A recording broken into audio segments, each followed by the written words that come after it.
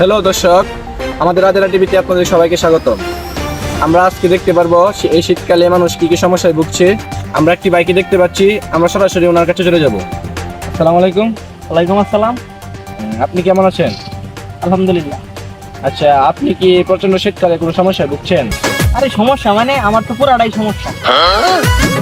তা আপনি কি সমস্যায় ভুগছেন এটা আমাদেরকে জানান।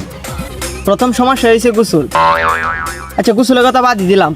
রাত্রে যখন ঘুমানোর আগে প্রস্রাব করবার যাই, যাতে আবার ঠান্ডার ভিতরে না উঠা লাগে, তখন এই যে অপেক্ষা করি তাও প্রস্রাব আর আহে না, তখন আবার শুইতে যাই।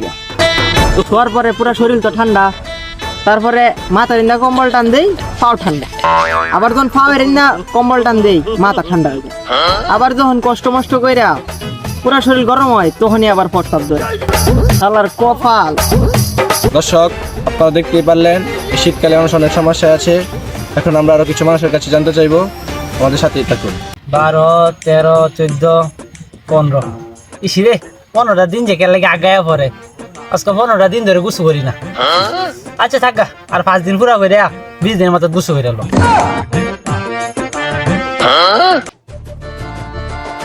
আপনি এখানে কি করছেন?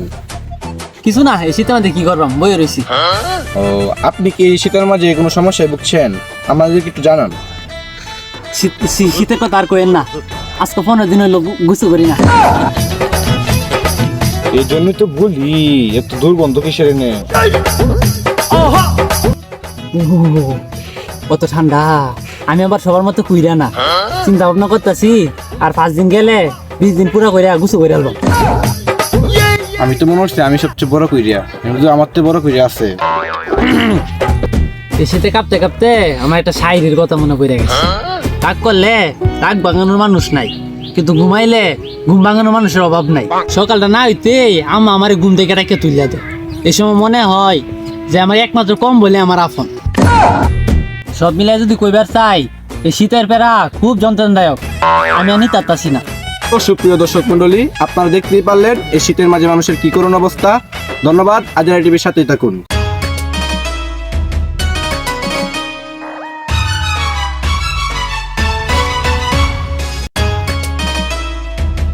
আরে বন্ধু, পুরি আল্লাহ এ তোরা তো কি বরফ দিয়ে আইসুস নাকি? আজকে 7 দিন ধরে গোসল করি না, আপনি আইতে দিলে আপনি মাথায় ঠান্ডা লাগে। তুই 7 দিন ধরে গোসল করস না, এই জন্য তো কই এনে তো গন্ধ কি জন্য। এ কথা কি তুই আমারে করি নাকি? তুই স্যার আর আছে কেলাই না, যার শরীরতে মুরগি ফসার ঘেরান করবো। হ্যাঁ ওইসে তুই তো বেটা দেশের খবর রাখছি না। এই শীতের মধ্যে বেটা মানুষ তো বেটা গোসল করতেছে, ঠস করে মরে যাইতেছে বেটা। বেটা আমি তো বেটা মাত্র 7 দিন ধরে গোসল করি না, চিন্তা ভাবনা করতে পুরো সিজনই গোসল করতাম না, যদি মরে যায়। হাসানি, এই শীতের মধ্যে মানুষ গোসল করে মরতাছে নাকি তোর শরীরতে যে গন্ধ আইতাছে মানুষ এটা হুইঙ্গাই মরে যায়? ওইসে অন বাদ দে, তো আসল কথা যাই, কই গেছিলে? এই তো সামনে যাইতেছিলাম। তোর আতু কি এটা কইতে আইলি?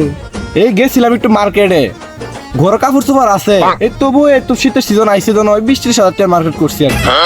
আরে বেটা চাপা মারিস না, তোর এটা দামি কাপড় আমার ঘর পইরে রইছে। আরে বেটা তোর কাপড় হলো বেটা আমার গো, আমার দি বেটা মানুষ ইয়াতে কি অর্ডার দিয়া হবে। আরে বেটা এটা ওঠার না, অর্ডার হইব। তুই বেটা ঠিক মতো বানান ডাই করতারস না, আবার বেটা বড় লোহি দেয়া। হ্যাঁ বাদ দে, অহন যা, সময় করে রইছে একদিন ঘুরবার যায় এমনি। হ আচ্ছা যা তাইলে।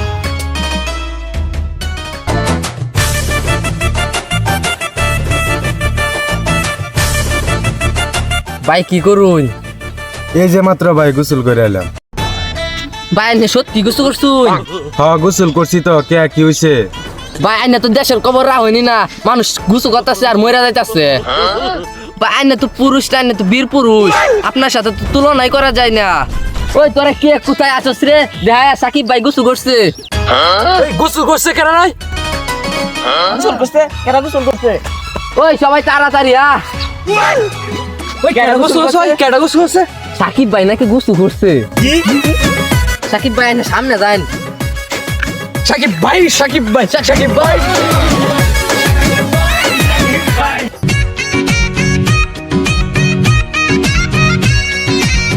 এই জামা পরার জামাটা 3000 টাকা দিয়ে কেনা, কোন টাকা পয়সার কোনো অভাব নাই, আর ফিয়ানার যত তো আছেই। আরে বেটা আমার এই ফরেনেরটা 5,000 টাকা আর ফ্যান তো আছে। হ্যাঁ আমার তো টাকা পয়সা পোশাক আশাকে কিছুর অভাব নাই। হ্যাঁ সবই তো আছে। হ্যাঁ এই দেখ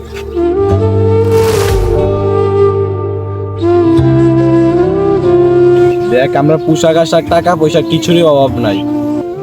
আর এই দেখ এই লোকটারে কেমনে শীতে কাঁপতেছে। হ্যাঁ তুই ঠিকই কইছস, আমাদের তো কোনো টাকা পয়সার অভাব নাই। আমরা কত টাকা কত বা উড়াইতাছি, আমাদের উচিত এরকম লোকদের পাশে থাকা। আয় আমরা গিয়া দেখি লোকটা কিছু ভাবে সাহায্য করতে পারি নাকি।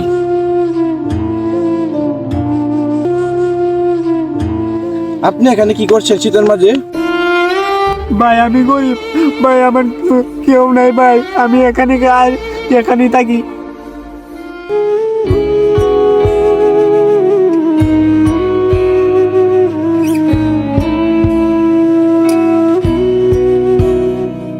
এনেন আপনি এটা দিয়ে কিছু খায়েন।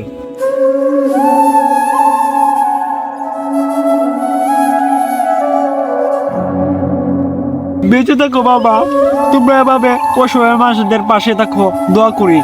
আমরা যেখানে সেখানে টাকা খরচ না করে আমাদের আশেপাশে লোকদেরকে এভাবেই সাহায্য করব। আমাদের মনে রাখা উচিত আমাদের একটু সাহায্যই তাদের মুখে হাসি ফোটায়।